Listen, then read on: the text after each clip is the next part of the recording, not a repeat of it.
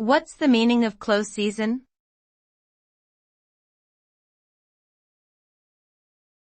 Close season.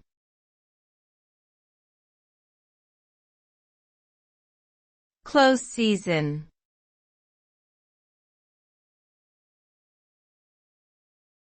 Close season.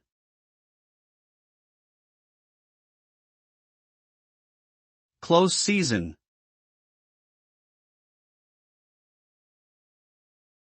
Close season refers to a period of time during which hunting or fishing of certain species is prohibited in order to allow them to breed and regenerate their numbers.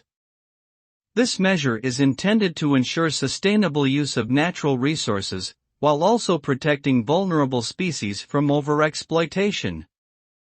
During the close season, hunters and fishermen are not allowed to hunt or fish for the protected species. Failure to comply with close season regulations is often punishable by law, as it can have serious consequences for the ecosystem and its biodiversity.